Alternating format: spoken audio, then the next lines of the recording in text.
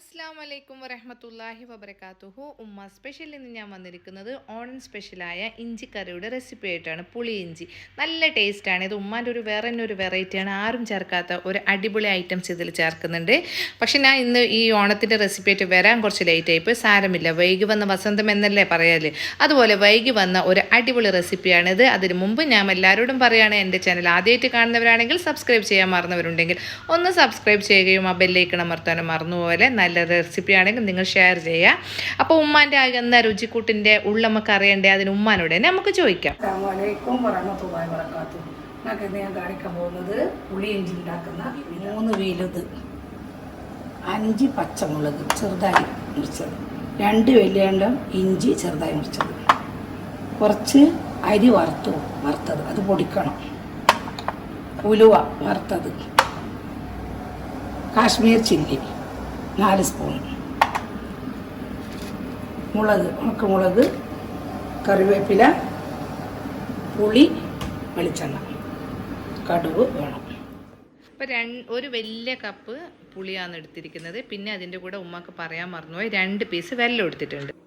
എണ്ണ നല്ലോണം ചൂടായി, ഒരു ചെറിയ സ്പൂണ് കടുക്,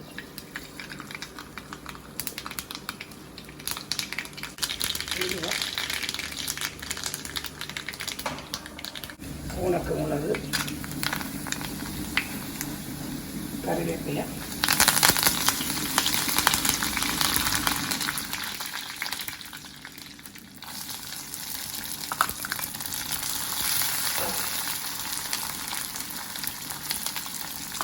ഓണത്തിന് നല്ല രസമുണ്ടാവും. ഇലയിൽ കുറുകുമ്പോൾ ഇത് നല്ല നിർബന്ധം.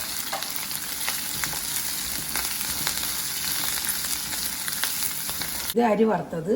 ഇത് സ്പെഷ്യലായിരിക്കും, ആരും അങ്ങനെ ആക്കുന്ന കണ്ടിട്ടില്ല. ഇത് വേണം പൊടിക്കുകയല്ല. ഇത് വെള്ളം,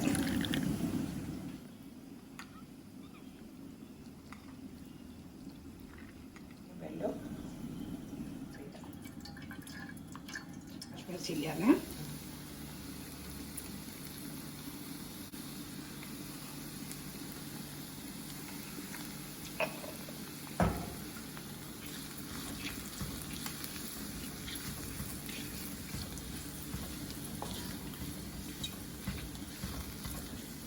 ഇത് വെല്ലം പുളിയും.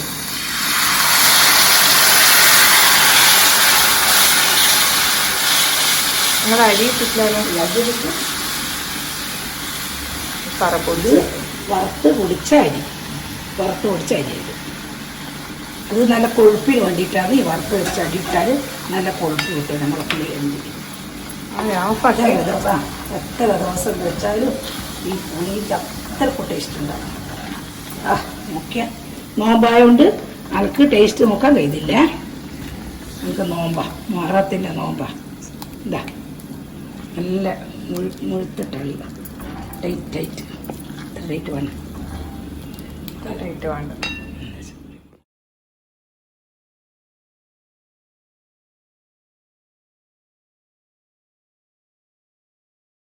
ഇതിൻ്റെ മോളെ ഇലയിൽ ഒരു 18 കറി വാർന്ന് വെക്കുക. പാർന്നിട്ട് ഇതും അതങ്ങ് പാർന്ന് വെക്കാറ്. ഉമ്മ അപ്പം നിങ്ങൾ എൻ്റെ ഉമ്മാൻ്റെ ഇഞ്ചിക്കറി കണ്ടല്ലോ, നല്ല ടേസ്റ്റ് ഇല്ലേ? നല്ല ടേസ്റ്റാണ് കേട്ടോ. ഇത് കാണുമ്പം തന്നെ നമുക്ക് നല്ല ചോറിൻ്റെ കൂടെ സൈഡ് ഡിഷായിട്ട് കഴിക്കാൻ നല്ല ടേസ്റ്റാണ്.